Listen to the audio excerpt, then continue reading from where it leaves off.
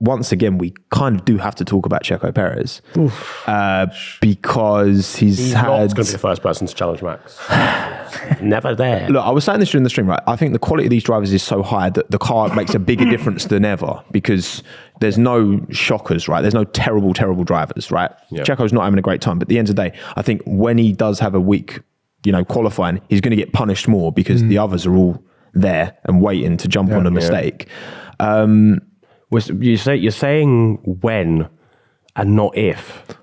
Because it's happening every weekend. It's five in a row in a Red Bull. And it's 6 in total because Australia, he also didn't. Yeah, some of those he's not even made it out of Q1, by the way. And they're not, Shame. You know what it is? They're not even like out of his control. Shame. He was out of control, but it's down to him, like Monaco crash, Austria, bare time in hand. Track limits. Shame. Yesterday, just not quick enough. You can't. It's just like. And again, Valtteri Bottas, Mercedes, never. Which is chaos. Never didn't reach Q3. And so for all the grief that we gave to Valtteri Bottas for his racecraft, he always had enough one-lap pace to at least kind of be there for Lewis as a rear gunner, But the thing for Checo, the thing that saves him is the fact that Max is sort of winning without even having to try. And if Red Bull were in the position that they were in Hungary 2019, remember that race?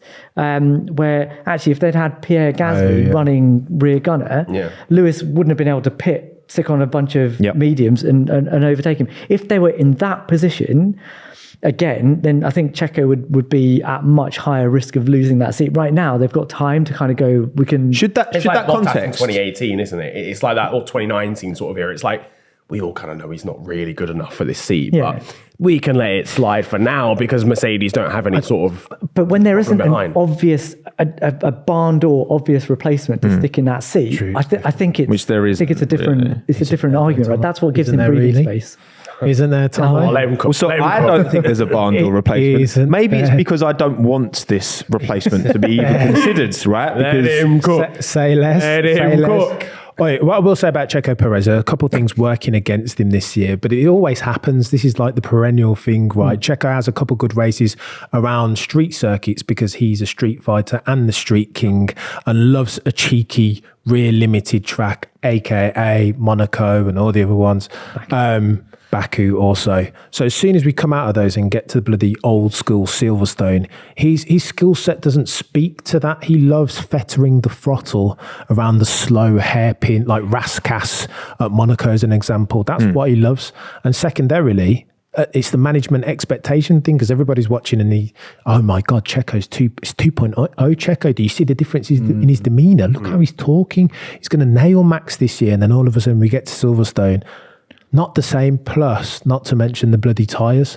If you're a tyre whisperer and the tyres get less deggy, then you've lost some of your durable competitive advantage, haven't you? And again, I think, again, looking back to Austria, his pace wasn't the issue. It was poor decision-making. It was pushing at the wrong time.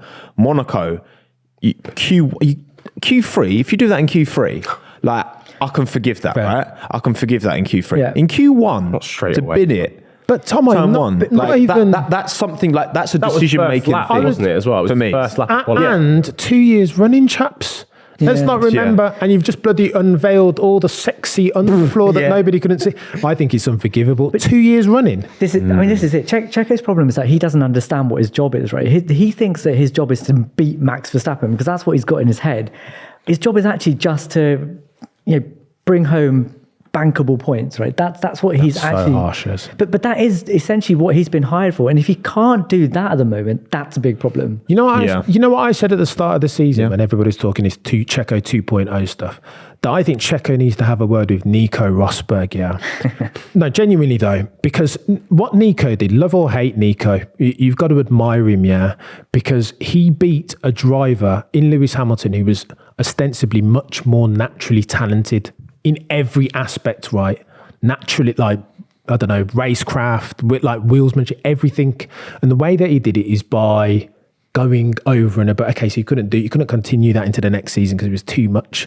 But he did a Steve Jobs and sacked off his family, right? He became an F1 driver only. Everything was about the next race. And that's why he chucked it in after he won, because But you got to make a decision, Tommo. If you want to That's win, not sustainable for the rest of your it's life. not sustainable. Absolutely not. But if did what you had to do. But it's critical path analysis, right? If you want to win, then these are the measures that you need to take as Checo Perez. You can't approach it like Lewis and just rock up, because you don't have Lewis talent, brother. It's not going to take you. I agree with that, and that is what he's been doing. That's what happened in Q2 in Barcelona. He was trying to drive like Verstappen, and that's what put him off. But I don't think that Perez, even if he did a Nico Rosberg, would be able to do what Nico did to Lewis.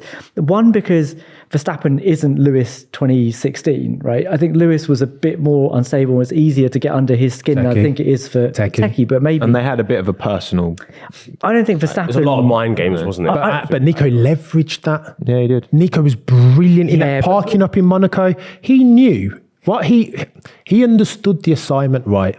And he knew, he did, didn't he? And he knew there was, that even speaks about it. He spoke about it the other day, that Lewis was get-atable in this way. Let me park up in... I mean, this was the era when Lewis used to post madness on Twitter. Remember when he was moaning about Jensen Button? Yeah. He was but do you think that's what I mean? There was a little chink in the armour. There was someone to get into, right? Verstappen, I don't think, has that. And also... You've got to poke at him. Did we see that a little bit Brazil last year? And what happened? What happened when he poked the bear? Don't do that and then stop. If you're Checo Perez, somebody wants to have a word with Nico Rosberg needs to have a word with Checo Perez. But I think Sergio Perez only beats Max Verstappen if he shithouses him. He's got to do all of that stuff, banter him. What are you on the radio? Try and turn like Nico did, right? What, remember when they swapped the garages all of a sudden mid-season? Can you see Red Bull doing that though? But bruv, you've got to try it if you're Checo. Checo wants to win, and here are the things, Checo, that you need to do if you're going to get I think he can try and do that. I think it will put him even further behind. I think if he's trying to get into doing the head game behind than now. I mean, I think if he tries to do the head game thing, he's so caught up in his own ability or lack of that he's. I think Checo understandably feels like I can imagine, right? If I'm in Checo's position and what he did to help Max in 2021.